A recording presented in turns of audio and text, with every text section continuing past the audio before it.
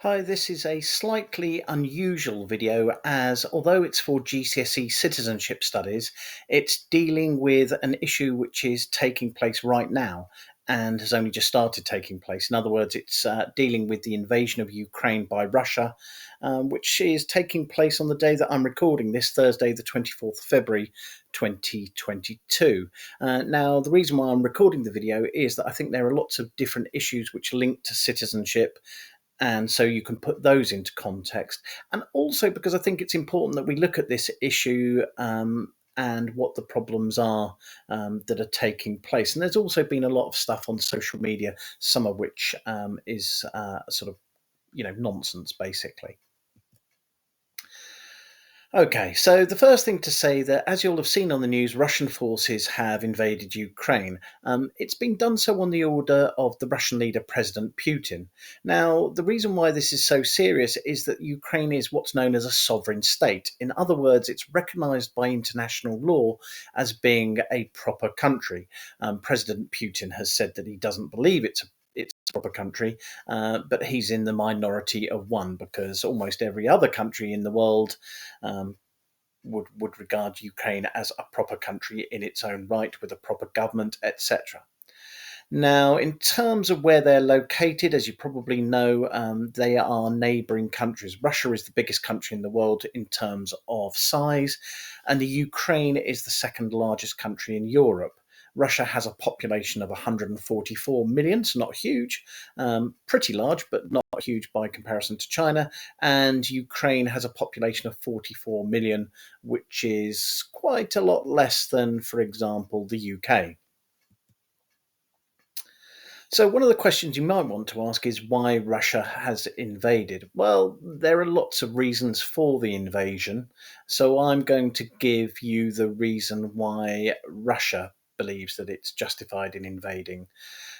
Basically, Russia does not want to see the expansion of an organization called NATO. NATO is basically a military organisation, and it was set up after World War II to defend member countries against attack. Basically, the agreement says that if you attack one NATO country, all the other NATO countries will join in and will respond with their military forces. Now, as NATO includes the world's largest and most powerful military force, the United States of America, it has some sort of power. Well, considerable power. Okay, so you might be a little bit confused by this and think, well, what's that really matter, and why are they invading a country? Well, during the Cold War, which was a period after World War II and into the 1980s, early 1990s, the biggest threat to the West, in other words, the UK, the USA, France, Germany, etc., came from the Soviet Union. In other words, Russia and the countries that Russia had sort of invaded, taken over, etc., and also allied countries. So these countries were known as the Warsaw Pact, and they included places like Poland, etc. Now, eventually, the Soviet Union collapsed, and basically, those countries which were former kind of partners, if you like, in the Warsaw Pact, a lot of them have decided to align themselves with the West. And they've done things like join the European Union and also join NATO. Now, Vladimir Putin argues that in joining NATO, countries like the UK, Ukraine have basically become a threat to Russia. And I guess you can see that by looking at this map. So here are the countries. You can see the countries which are pre 1997 countries. They're the ones in dark purple. So you can see Great Britain there, Spain, France, Germany, etc. And then there are those countries which have joined since 1997. Now, quite a lot of these countries used to be in the Warsaw Pact. Now, with the Ukraine wanting to join NATO, basically Russia has said, well, yeah, okay, you've expanded, but now if Ukraine joins, it's right on our border. It's got a large army. We don't particularly like it. And also because it will allow NATO countries, Britain, the United States of America, to move their troops to the Ukraine as well. So Russia has basically decided that enough is enough and has decided to invade the Ukraine because of that. So, why is this a problem? Well, basically, as a sovereign nation, Ukraine, as I've already mentioned, is recognized by international law and organizations like the United Nations.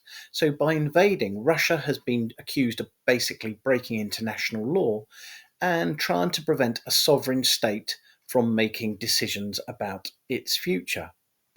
Now, it's not to say that other countries haven't been accused of this in the past. As it says in the box there, the UK and the USA have also been accused of interfering with sovereign nations. For example, we were accused of doing the same in Iraq when we got rid of Saddam Hussein. This is something which is sort of often contested. Okay, so one of the questions that you might have is what about the United Nations? What are they doing? Because basically, the United Nations was supposed to prevent things like this happening. Now, it's true that the UN basically was set up to try and avoid war and conflict between countries.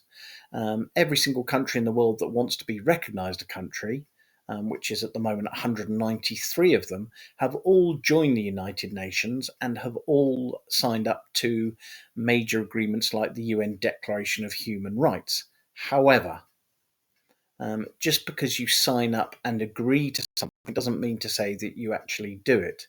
Now, the biggest problem is that the United Nations contains something called the Security Council. And the Security Council is the bit of the United Nations with responsibility for maintaining peace. Now, it has 15 members, but of those 15 members, 5 are permanent members. And those are China, France, Russia, the UK, and the USA. So, if the Security Council want to create a big decision, a resolution as they're called in the United Nations, it has to be agreed by all these countries, all 15, but it has to also be agreed by all 5 of the permanent members. Now, you can probably see a little bit of a problem with that. If the Security Council are going to condemn Russia for its actions, it basically has to rely on Russia voting for that condemnation to be made. Basically, it isn't going to do that. So, Russia isn't going to agree, and neither's China. So it just basically leaves 3 other countries, France, the UK, and the USA, as basically condemning Russia's actions, but not being able to get anything through the United Nations. So that's a problem. Okay, the other problem is that by invading, Russia has been accused of breaking a variety of international conventions. These are basically agreements between countries to behave in a certain way. For example, the Hague Convention of 1907 sets out the rules of war, and then later on the Geneva Convention, which I should have highlighted in red and didn't do, sets out how civilians should be treated in war. Now, there are lots of other conventions, things like the UN Convention on the Rights of the Child. Now, if you break those, you'd think that something would happen. Well, kind of it does and it doesn't. Basically, it results in something called international condemnation, which is basically a bit of a telling off. And that's about it. So you might think that that's not really going to do a great deal. And that's what President Putin is perhaps relying on. So the next question is what actually can be done? Well, the first thing to say is that Ukraine is not a NATO member. Whilst it might want to join NATO, it hasn't joined yet.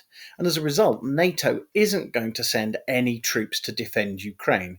In other words, the UK, the USA, and the European Union are not going to send any troops there and are not going to interfere directly in the war. So, what they've decided to do is impose what's known as sanctions. Basically, these are measures and steps to hit Russia financially.